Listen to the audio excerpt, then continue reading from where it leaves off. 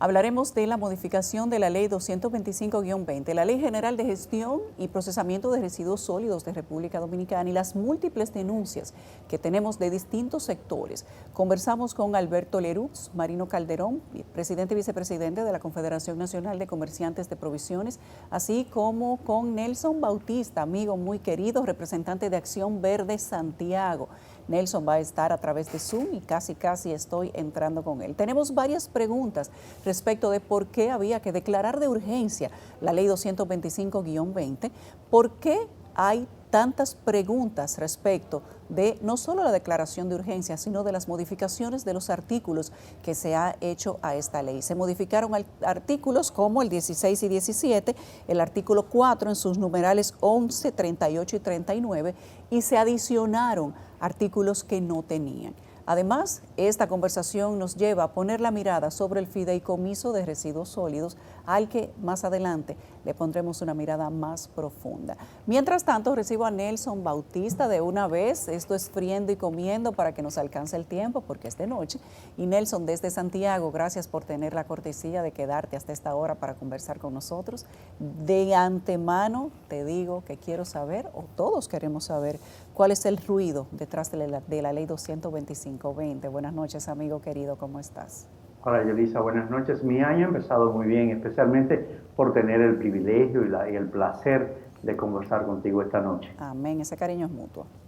Usted lo sabe. Nelson, ¿de qué se trata la Ley 225? ¿Por qué había que modificarla?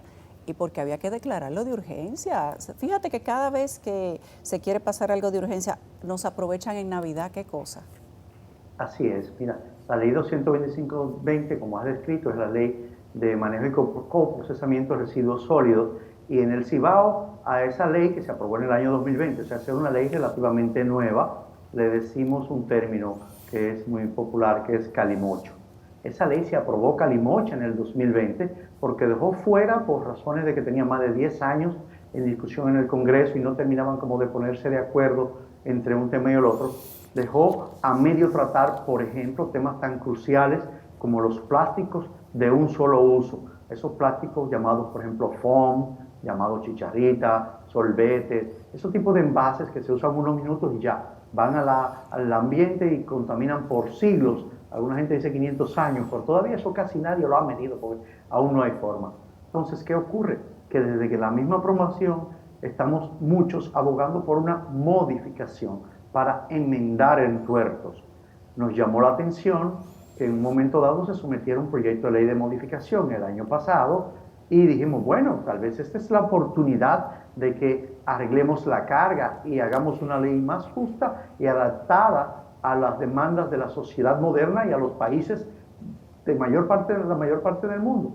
Pues para sorpresa nuestra, no. Nos dieron una especie de palo acechado, con una aprobación al vapor y de urgencia de una ley que no resuelve ninguno de los problemas o casi ninguno de los problemas que planteaba la legislación original. Y de ahí nuestra sorpresa, y en esa parte coincidimos con el empresariado y con los sectores productivos de que a lo mejor el espíritu central detrás de la modificación de esta ley está ese espíritu de recaudar más dinero suyo y mío. Todos los dominicanos, de un modo u otro, pagamos un impuesto fijo anual por concepto de esa ley. Y a pesar de que ese impuesto en un año promedio representa cerca de 2.000 millones de pesos para el Estado, parece que no ha sido suficiente y hay una angurria, un deseo de algunos legisladores de incrementar aún más ese impuesto. Nelson, ¿por qué había que modificarle todos estos artículos y por qué había que adicionarle artículos que hablaran de impuestos que van desde 1.200 pesos hasta 10 millones de pesos? ¿Es esto realmente adecuado? ¿Es equitativo? Algunos empresarios lo han juzgado como tú dices, como un palo acechado y lo han dicho de manera repetitiva. Y uno se pregunta por qué hay que aprobar una ley que perjudique sectores económicos cuando son los sectores económicos los que impulsan el crecimiento no solo de la sociedad, sino del país de manera completa. Mira, en ese punto estamos de acuerdo con los empresarios. Nuestra hipótesis de por qué modificaron ese artículo así de manera tan agresiva es porque ha declarado recientemente el director de Dominicana Sostenible, que es el fideicomiso que maneja estos recursos, que está prácticamente en quiebra. Y eso es, como dijiste hace un rato, un capítulo para otros episodios, para tratarlo más en detalle. Entonces, al no tener dinero, han buscado la vía fácil siempre, que el que paga, pague más. Nosotros coincidimos con los empresarios en eso, pero por razones distintas. Nosotros somos de opinión desde el sector ambiental que la ley debió modificarse primero para ponerle un plazo finito, definitorio, a la emisión de residuos de un plástico de un solo uso, que son la mayor parte de los contaminantes que llegan a nuestras calles, a nuestros cuerpos hídricos, a nuestros vertederos. Entonces, en la ley actual no hay ningún plazo para terminar con este contaminante. Nosotros estamos proponiendo y mandamos una carta al presidente de la Cámara de Diputados de que eso tenga un plazo de no más de 2 años para su fin. Ahora, en términos de los recursos, mira la gran injusticia en la que se incurre cuando se generalizan estos impuestos sin ser selectivos. Una empresa promedio, vamos a poner tu caso, que eres una comunicadora, que tienes una plataforma que genera ingresos por un monto X de dinero. Sin embargo, tú en tu labor productiva no generas grandes cantidades de desperdicio porque tu trabajo es mayormente intangible, es electrónico, es digital. Tú no procesas productos, prácticamente no generas más residuos que lo que generas en tu casa. Suponiendo que tú factures, por decir un número, 1 millón de pesos por tu proceso, tú vas a pagar el mismo impuesto que una empresa que todos los días emite contaminantes a la calle. Y eso es absolutamente injusto. Y absurdo, hay personas que, empresas enteras, que no generan prácticamente residuos y que por su volumen de facturación van a pagar más dinero que una empresa de plástico, por ejemplo, que sí emite contaminación permanente. Entonces es un absurdo tal, y nosotros le estamos proponiendo a contrapelo de eso, que se aplique una máxima jurídica muy simple que dice: el que contamina paga. ¿Quién debe pagar ese impuesto para que de sostenible sea sostenible? Bueno, los que emiten los contaminantes. En este caso particular, usted se pone a ver los estratos que clasifican cada vez que un camión de residuos llega al vertedero, sea de Duquesa, o sea de Rafael en Santiago, y usted ve cuánto plástico hay ahí. Bueno, la mayor parte. Entonces, ¿quién emite esos plásticos? Ese tiene que pagar más que aquel que no emitió nada. Claro. Y después de ahí vamos escalando a las empresas que más demandan el servicio, son las que más tienen que pagar, no el ciudadano común y corriente como tú y como yo. Nelson, ¿cuáles serían las vías en este momento para hablar de consensuar los artículos que tiene la ley, ya que no se consensuó previamente? Si las asociaciones están en este momento reclamando que le dieron un palo acechado, es porque precisamente no hubo ningún tipo de consenso. Bueno, es evidente que no lo hubo, porque vamos a decir algo. Si no lo hubo con los sectores económicamente poderosos, que son las asociaciones de industria, de comerciantes, etcétera, etcétera, de todo el país, de zona franca, mucho menos lo va a haber con los ambientalistas, que es con el último sector que normalmente nuestros honorables legisladores se reúnen.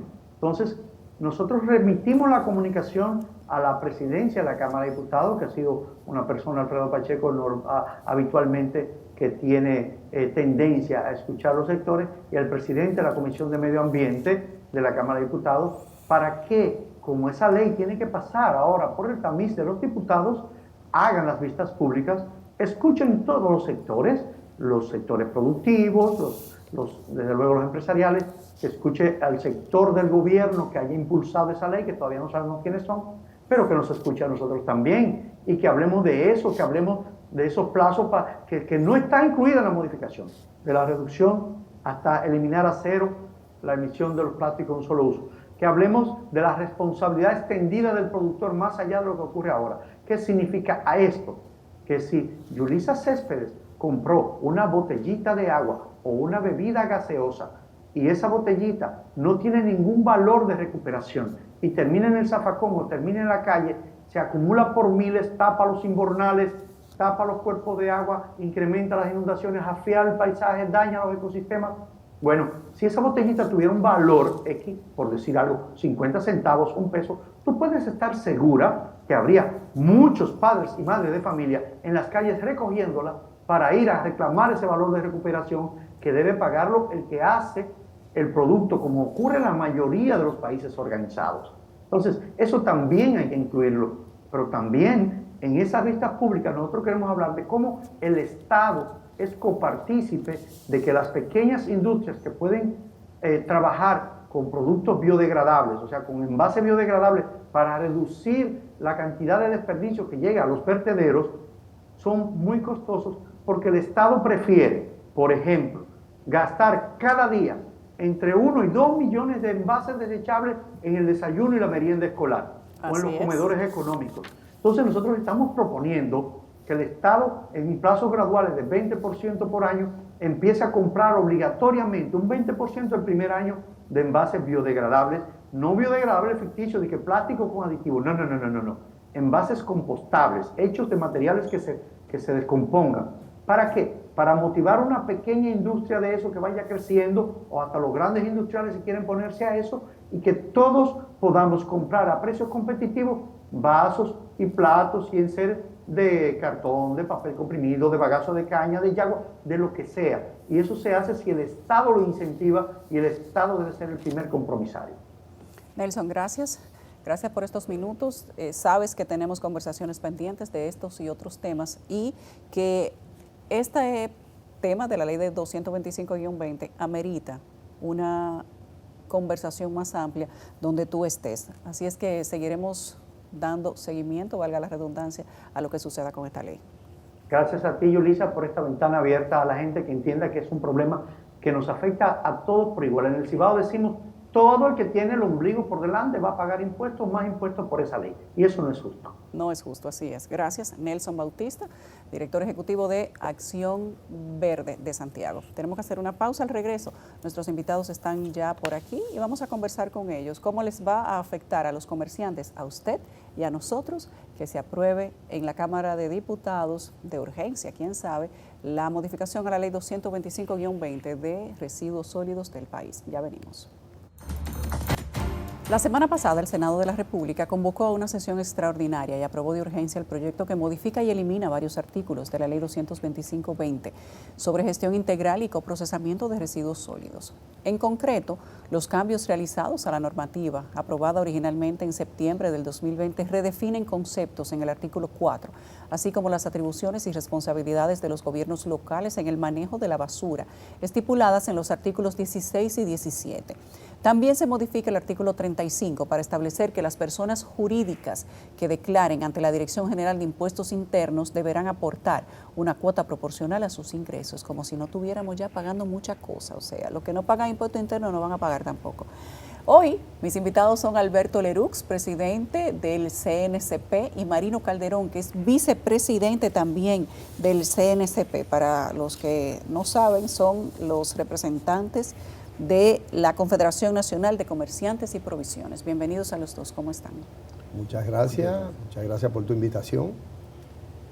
¿De qué trata esta ley? Yo quiero que ustedes le digan a la gente, porque mucha gente ha dicho, bueno, eso fue un palo acechado, lo ha dicho Víctor Bautista, lo han dicho muchos de ustedes, pero no se ha dicho claramente en qué consiste la incongruencia o la inequidad que tiene la ley 225 y por qué había que aplicar unos impuestos tan agresivos prácticamente para todo el mundo. Quiero que ustedes quizás comiencen por ahí. ¿De qué trata esto? Mira, la ley 225-20 fue una ley, como todos saben, fue aprobada por el Senado, pero nosotros nos dimos cuenta en el 2021 cuando presentamos a Impuestos Internos. Cuando Impuestos Internos, que es el encargado de la retención de cobrarle a todas las personas jurídicas, llámese a los que tienen compañía, ellos te mandaban ese, mira, tú vas a pagar 260,000. Eso es la escala que había hasta 100 millones de pesos. Como estamos en el mundo de provisiones, regularmente se vende volumen con un poco margen y los negocios venden 100, 300, 500, 1.000 millones de pesos. Pero con un margen que solamente le queda alrededor de un 1,5 a un 2, de eso se paga el impuesto, que es un 0.54. Nosotros... Pero un 0.54 no es poco, ¿no? No es mucho, pero estamos hablando, por ejemplo, en este caso, tú ves, Yulisa, que cuando nosotros vamos a presentar, nos dice, mira, tienes que pagar 260. ¿Qué pasa? Si tú no lo pagas, eso no es como el anticipo. Tú tienes que pagarlo de una vez, porque eso coge multa y recargo de una vez. La ley realmente nosotros nos agarró sorprendidos, porque realmente no es una ley que nosotros no producimos esos residuos sólidos para eso. Pero eso es realmente la consistencia que hay con eso, porque realmente lo que pasó ahora fue más difícil, porque ellos tenían una escala de 100, de 260, pero la fueron subiendo, y el que venda, por ejemplo, 500 millones, tiene que buscar 1.250.000. Si vende 500 millones, $1, tiene que buscar 2.500.000 pesos. Es agresiva, si señor pasa Leroux. de 1.000 millones, tiene que buscar 5. Y si pasa más de 2.000, tiene que buscar 10 millones para el sector de provisiones. Para el sector de provisiones. Sí, porque estamos aquí porque, oye, uno de los principales, que yo entiendo que el presidente tal vez lo agarraron en su buena sorpresa o no sabe, es que él está porque formalizar las MIPYMES. Entonces, ¿cómo tú vas a formalizar las MIPYMES si le quieren cobrar esos impuestos? Señor Leroux, ¿cómo va esto de lo que significa esto para el sector comercio? Ustedes decían que los porcentajes de impuestos son altos, de 300 a 3.000. De 100 a 3.795. Por ciento. ¿Cómo es eso? ¿Cómo se explica eso? Bueno, fíjese, quiero recordarle que cuando empezó en el 2020, eso fue una sorpresa para todos. Por eso yo digo que eso volvieron a hacerlo de noche, porque nos dimos cuenta cuando ya el Senado se lo pasa a la Cámara de Diputados. La verdad es que nos quedamos muy sorprendidos, tuvimos que reaccionar porque eso viene en cascada, porque si la industria paga 10 millones de pesos, ellos van a aumentar sus productos. Se va a transferir. Se va a transferir, producto, igual claro, que se transfiere a nosotros a los colmaderos, a los supermercados, y al final, al colmadero, y al final, quien va a pagar eso es el pueblo, la clase más necesitada, el consumidor. Lo cual nosotros nos oponemos a esa situación, porque la cosa que está media difícil, ponérsela más difícil. Inclusive, yo digo que otra vez lo hicieron de noche. Lo que pasa es que nos dimos cuenta y estamos reaccionando. Porque yo entiendo que los industriales, nosotros, todo el mundo está en contra de eso. Y más si no sabemos, no está claro dónde van a ir esos recursos. No hay una posición clara. ¿Qué van a hacer con el recurso? ¿A dónde van los recursos recaudados? ¿Al fideicomiso? Van al fideicomiso. Y eso es una parte que ya sería una forma de uno tener que buscar la forma de que le den el buen uso a eso. Pero siguiendo con lo que dice el presidente, cuando tú tienes que, por ejemplo, buscar esos impuestos, Yulisa, que ellos lo que hicieron fue que después de 100 millones de pesos, para responderte, ese 3.795, si tú calculas 260 y tienes que llevarlo a 10 millones de pesos, realmente si hace un número, tú tienes que buscar el impuesto sería 3.795. Estamos hablando que un anticipo de esa persona tendría que buscar ahora mismo 808.333,33 mensual para llegar a los 10. Mensual. Claro, si tú lo multiplicas por 12, 800 te va a dar los 10. Mensual. O sea, esa es pero la ¿y máxima qué comercio carga. crece con una cantidad de impuestos? Entonces, pero ese no es el gran problema todavía. El problema es que al consumidor le va a llegar alrededor de un 12, un 15% la inflación de los productos comestibles. Porque tú le subes un 6%. Pero imagínate el margen que va a vender su mayorista. Pero al mismo tiempo el su mayorista son mercancías grabadas. Y es un producto en cascada. Yo vendo para acá, para acá. Es un impuesto en cascada. Y no solamente eso. En cascada porque recuérdate que eso se va a indexar con el índice de precios. ¿Cómo? Espérese. ¿Cómo que eso se va a indexar? Ok. Vamos a suponer o 10 sea, millones en la medida que aumente la inflación y que suban los precios, ¿va a subir el valor que va a pagar correcto. la gente? Si tú pagas 10 millones de pesos y la inflación fue un 6, tú sabes que el otro año te va a tocar 10.600.000. O si es 1 millón, te va a tocar 1.060.000. Y así sucesivamente en toda la escala. Pero va a desaparecer toda la MIPYME. Entonces, el que está formal no se va a formalizar y el que está formal se va a ir. ¿Y de quién fue esa brillante idea? Ay, yo no sé. ¿A quién le atribuimos esa brillante idea? Habría que buscar al senador que lo sometió, sí, junto con otra persona que lo sometió y está atrás de eso. Parece que hay un grupo, es lo que entendemos, que está atrás de eso. Hay que buscar nada más cuáles son los más fuertes en desechos sólidos, como usted dice, porque es algo injusto que lo que no producimos, desechos sólidos, estemos en esta tómbola. Una cosa como medio increíble. Cuando nosotros hablamos de manejar el tema de los desechos sólidos y de pagar impuestos muy altos por lo que veo, 10 millones de pesos. ¿Y quién puede pagar 10 millones de pesos por un tema de manejo de desechos sólidos? Cuando hablamos de eso, uno supone que el que más contamina más paga, o que el que contamina paga. Es correcto. ¿Está planteado eso en el proyecto de ley? Yo no lo vi. Estuve leyéndolo todo el tiempo y no vi eso. Lo que pasa es que en este caso el máximo son 10 millones de pesos. Ajá. Pero tú sabes que hay muchas compañías aquí que tal vez vendan 30.000, 40.000, 50.000 millones de pesos y van a pagar 10. Pero son las que contaminan.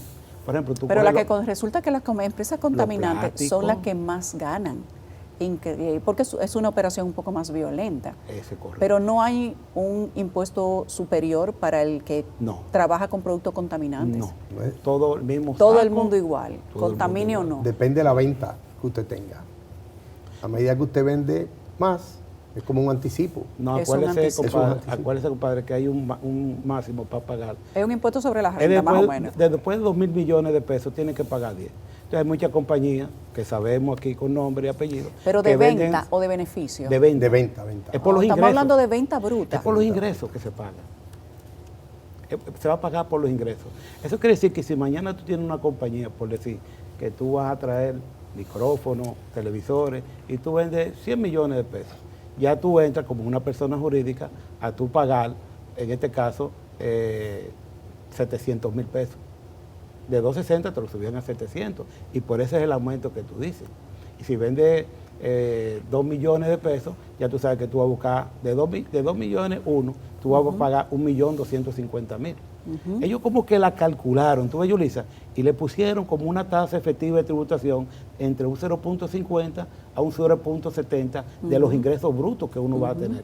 Y para tú llegar a eso, que es la que uno paga como anticipo, imagínate, uno tiene que específicamente subir entre un 6 y un 8, pero que ese 6 8, como te expliqué, se puede convertir en un 15 o un 16 al consumidor de las personas que ya no aguantan más impuestos, de esas que ganan 25 o 30.000, se les va a reducir en 4 o 5.000. No importa la tarjeta de solidaridad que ponga.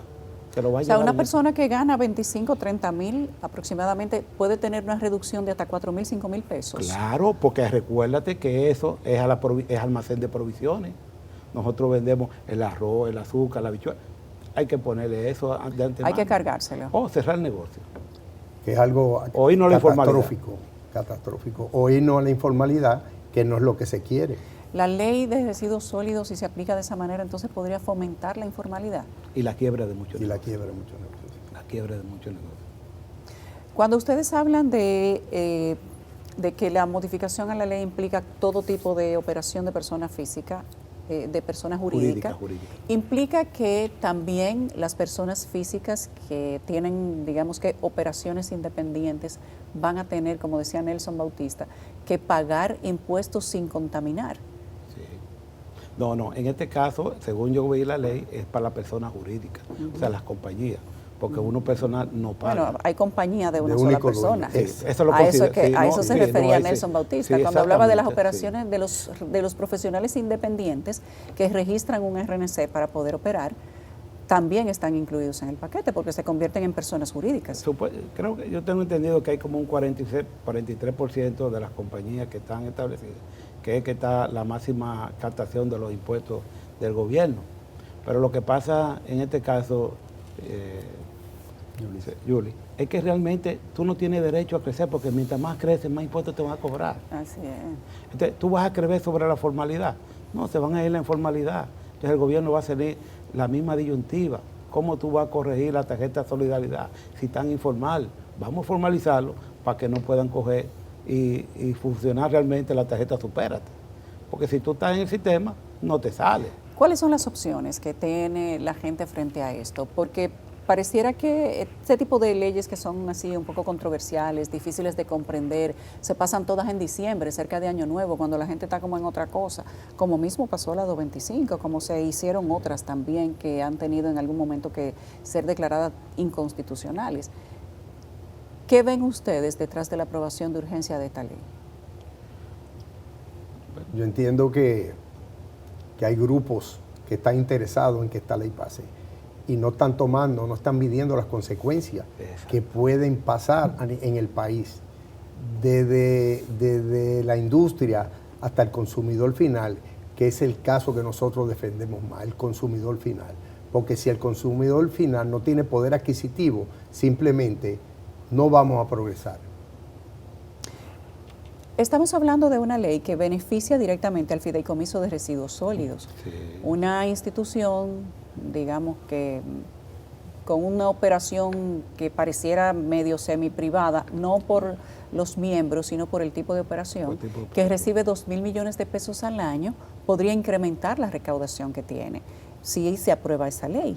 Pero para una aprobación tan violenta uno podría pensar, bueno, pero ¿y qué tanto dinero le falta al Fideicomiso de Residuos Sólidos que hay que darle una violencia de esta magnitud para hacer una recaudación tan alta y tan rápida también? Yo creo que con la recaudación de un año, yo creo que todos los vertederos a cielo abierto lo pueden hacer.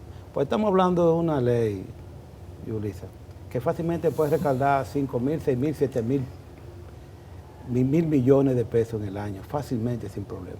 Acuérdate que va a abarcar todo, pero realmente quien está pagando eso, lo va a pagar el pueblo. Quien debería pagar eso son los que producen los desechos sólidos, los plásticos, otras compañías más que producen, que dañan los ríos y todo. A esos que tienen que cobrarle ese dinero, no a nosotros, ni al pueblo. O sea, yo me encuentro incongruente eso. Yo realmente no, mucha gente me pregunta. Yo tengo una pregunta a ti. Tú mañana tomas una iniciativa y dices, voy a hacer una joyería. No, con todo esto que yo estoy viendo, no. No, pero tú haces porque eso es quiebre seguro. Sí, tú haces una joyería, tú dices, bueno, está bien, yo produzco, voy a vender 100, tú pagas. Vamos a suponer que hay negocios que pueden pagar, pero la joyería no te va a producir desechos sólidos. No. Entonces, tú tienes que ser equitativo ellos y por sector, mira, y te puedo cobrar un porcentaje, un 0.010, no un 0.10, no, un 0.010 a todo. O sea, y que la misma DGI sea el mecanismo para cobrarlo, pero ese impuesto que nos pusieron a nosotros fue demasiado fuerte. Nosotros ni siquiera estamos de acuerdo con los 260 después de 100, ni con lo que está más para abajo, ni con los 90, ni con los 50, porque es absurdo.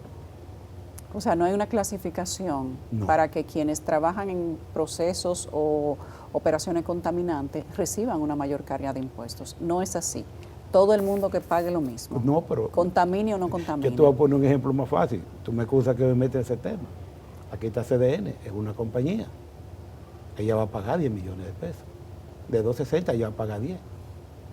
Ella le va a decir, bueno, Yulisa, yo no te puedo subir este año porque me están cobrando 10 millones de pesos más. No, vamos a votarte, que es diferente. Exactamente.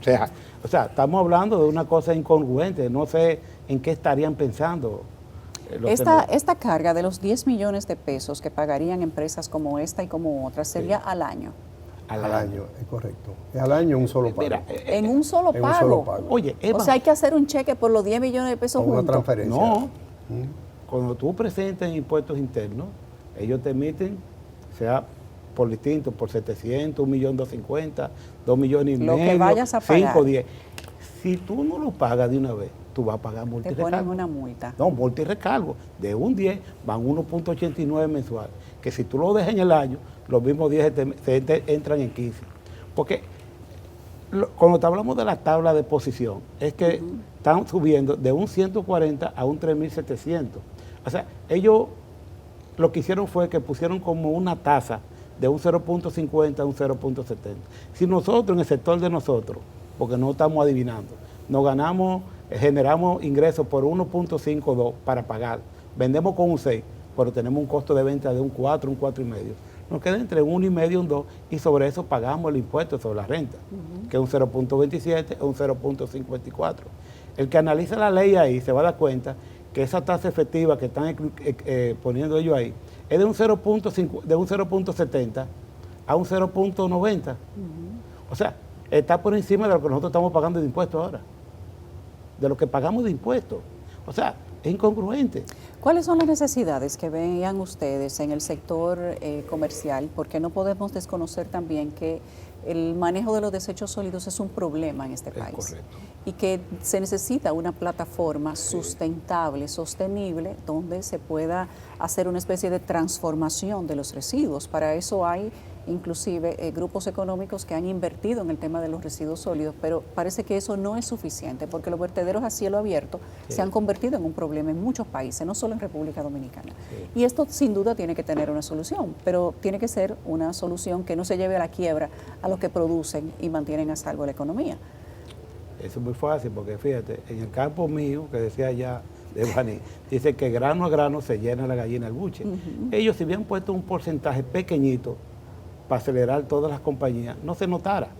Pero la que más produce es la que más pagaría. Entonces hay que sentarse a ver los ingresos de la DGI para el punto, para hacer un consenso realmente de cuánto puede pagar el comercio. No ha habido un consenso. No.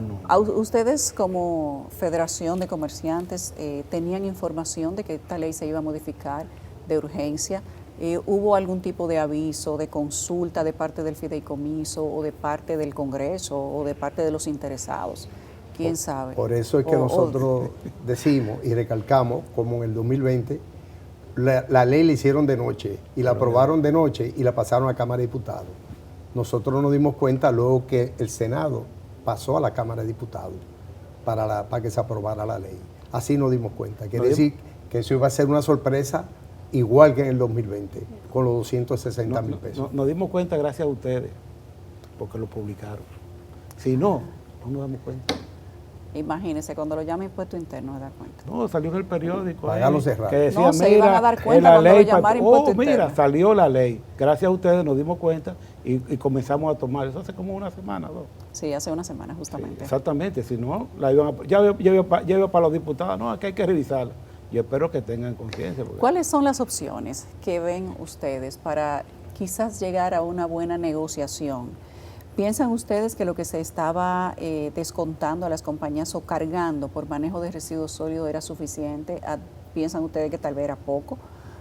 Ya sabemos que esto que se está cuantificando en esa ley es astronómico y que probablemente haga quebrar empresas y personas emprendedoras independientes que tienen que ir a la formalidad y que mucha gente decida no ir a la formalidad y quedarse en la informalidad. Pero se necesita hablar de un punto medio. ¿Creen ustedes que hay un punto medio para esto? Mira, podría haber un punto medio, pero no para el sector de producciones, Yulisa. Porque realmente si hay un punto que ellos quieren cobrar más, el comerciante lo que es un intermediario de cobrar los impuestos. Mientras más le carguen al comerciante el impuesto, se lo va a traspasar al consumidor. O sea, tú me cargas a mí, yo te voy a decir, mira, Yulisa, ya yo no te puedo vender ese Milky Way, escúchame, dice el nombre, en 30 pesos, ahora te va a costar 33. ¿Por qué? Porque hay una ley que me lo va a cobrar. O sea, ya pasamos la ley. O sea, el comerciante no puede absorber ese valor, se lo va a transferir a los productos. Es que no lo están transfiriendo las industrias. Las industrias sí lo pueden transferir, porque si la industria lo transfiere con un volumen grande que venden 30, 40, 50 mil millones de pesos, es muy poco. Ese porcentaje de 3.795, para ellos tal vez será un 10%, un 5%. Porque es demasiado a venta para poco dinero. Ellos son los que tienen que pagar. Sentarse el gobierno con lo que producen los desechos sólidos, los residuos sólidos, lo que sea, la basura, para que ellos realmente resuelvan el problema y no cargársela al pueblo. Porque cualquier negociación que hagamos nosotros es para el pueblo que va. Así es. ¿Algún mensaje que tengan ustedes para los diputados y para los manejadores de esta ley, los manejadores que están delante y los que están detrás? Nosotros pensamos que ellos deben de recapacitar en todo lo que hemos explicado, porque es una ley que como nos va a afectar a todos grandemente, y como usted lo dijo, unos vamos a cerrar, otros tendrán que irse a la informalidad, que no precisamente es lo que quiere Impuesto Interno y el gobierno. Nosotros estamos dispuestos a un diálogo con el gobierno, con la realidad, para ver qué se podría hacer. Porque si hay que comentar algo, es algo, pero no esos márgenes tan excesivos como ellos piensan. Muy bien. Gracias a los dos por haber estado aquí esta noche, el señor Alberto Lerux y Marino Calderón. Ellos son presidente y vicepresidente de la Confederación Nacional de Comerciantes de Provisiones y así también como a Nelson Bautista, que ha estado con nosotros. Nelson es representante de Acción Verde de Santiago, ambientalista, amigo de esta casa durante muchos años. Gracias a ustedes y gracias a Nelson de Santiago, que han venido a dar la voz de alerta de lo que está pasando con esta modificación a la ley 225-20 sobre residuos sólidos. Ojo, que probablemente a usted le van a dar un palo con una reforma fiscal que no se llama reforma. La pura verdad.